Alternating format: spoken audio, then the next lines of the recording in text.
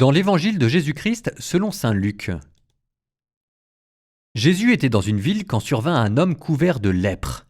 Voyant Jésus, il tomba face contre terre et le supplia. « Seigneur, si tu le veux, tu peux me purifier. » Jésus étendit la main et le toucha en disant « Je le veux, sois purifié. » À l'instant même, la lèpre le quitta. Alors Jésus lui ordonna de ne le dire à personne. « Va plutôt te montrer au prêtre et donne pour ta purification ce que Moïse a prescrit. Ce sera pour tous un témoignage. » De plus en plus, on parlait de Jésus. De grandes foules accouraient pour l'entendre et se faire guérir de leur maladie, mais lui se retirait dans les endroits déserts et il priait.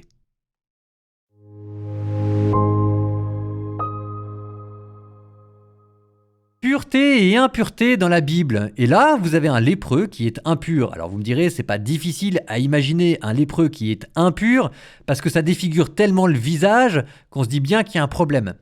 Peut-être, mais là ce que je voudrais c'est revenir à la signification profonde de ce qu'était pour un juif la pureté et l'impureté rituelle. Je ne vous parle pas ici de la pureté morale. La pureté morale, c'est cette espèce de gratuité qui caractérise l'intention. Quand on agit d'un cœur pur et sincère. Ici, il s'agit d'une pureté rituelle, ce qui empêche le lépreux d'aller dans le temple de Jérusalem pour offrir des sacrifices. C'est d'ailleurs pour ça que Jésus le renvoie là-bas. La pureté, c'est le contraire, l'impureté, c'est le contraire de la sainteté. La sainteté, c'est la sainteté de Dieu. Alors la sainteté, vous pensez tout de suite à la justice, à la miséricorde.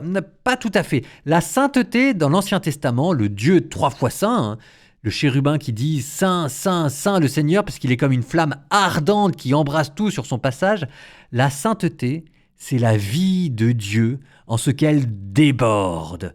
C'est un excès de vie. C'est un excès de vie qui est tellement saisissant, tellement brûlant que si jamais on s'approche trop de lui, ça nous fait mourir parce qu'en fait, notre corps n'est plus capable de supporter une telle puissance de vie. Donc la sainteté, c'est un excès de vie. L'impureté, c'est au contraire un déficit de vie. L'impureté, c'est quand en vous, vous avez des processus psychiques qui sont comme déséquilibrés, que votre intégrité biologique ou physiologique est comme perturbée, ce qui fait qu'à la sainteté, excès de vie, répond l'impureté, déficit de vie. Et quand Jésus guérit le lépreux, il le remet droit à l'intérieur de lui-même. Il le restaure dans son être, un peu comme une image d'un vase. Et ce vase, Jésus en venait d'en recoller les morceaux. Ça, c'est la purification. Vous avez un vase qui est brisé. La purification consiste à recoller les morceaux de ce vase pour qu'à nouveau, il puisse contenir quelque chose. Et ce qu'il peut contenir, c'est la sainteté, l'excès de vie qu'il y a en Dieu. Il y a pour nous une leçon. La leçon, c'est quand nous essayons de purifier notre intention, quand nous essayons de grandir dans la vertu et de nous battre contre notre péché. Le but n'est pas d'abord d'être pur, entre guillemets, devant Dieu. Le but est de devenir capable de recevoir Dieu dans un cœur pur.